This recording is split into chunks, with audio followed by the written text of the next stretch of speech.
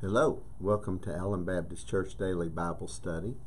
We're looking at characters of the Bible in an alphabetical order, and we're up to the letter O today. And a character briefly mentioned in the New Testament, Onesimus. Onesimus was Philemon's slave, and it seems as though he was a runaway slave. We pick up on it, seems that way. But he ended up with Paul, whom he must have met, and assisting Paul. And this is what we know about the story as Paul is writing on behalf of Onesimus to Philemon. This is in the book of Philemon, a one-chapter book. Starting in verse 10, Paul writing to Philemon, he said, I appeal to you for my child Onesimus, whom I have begotten in my imprisonment, who formerly was useless to you, but now is useful both to you and to me.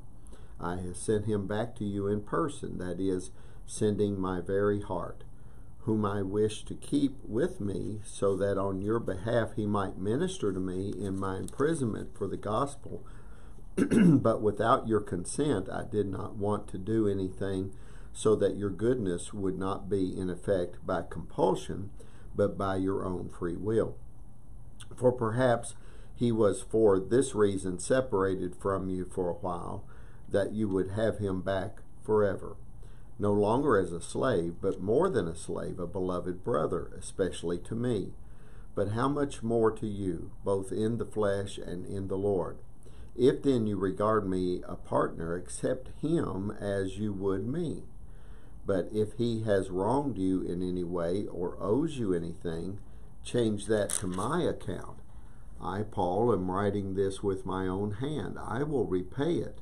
Not to mention that you owe to me even your own self as well. Yes, brother, let me benefit from you in the Lord. Refresh my heart in Christ.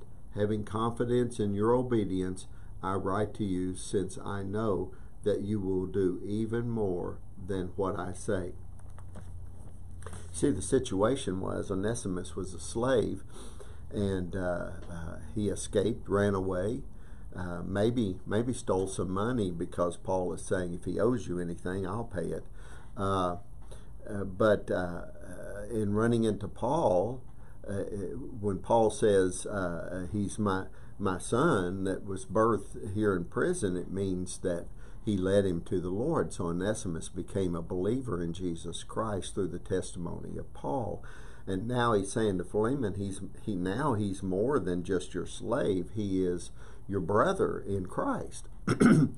And this change now, did Philemon and as we know the church that met in his house, did they receive him and accept him as a brother? It seems as though yes, they did, and did, as Paul asked, even more than what he was requesting. One of the reasons we know that is about 40 years later, after this time, Onesimus, it seems, became the bishop or pastor of Ephesus.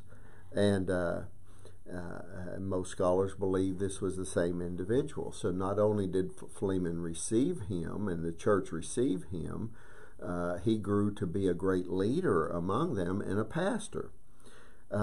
What I think we can learn from this is it doesn't matter what your state of affairs are, a slave, a runaway slave in this case, a criminal in prison, whatever it might be.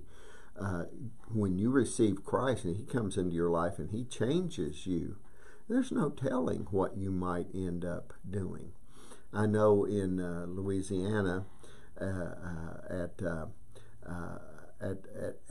a prison where I had the opportunity to help a little bit with when I was a professor at New Orleans Seminary, people that were saved in this prison and were trained to be ministers of the gospel while serving life sentences. I just heard last week that some of them, because of their changed lives, have actually been able to get out of their prison and now are serving as chaplains in a prison at another state as ministers of the gospel. So, there's just no telling, no matter what your circumstances, what God can do if you surrender your life to Him. God bless you.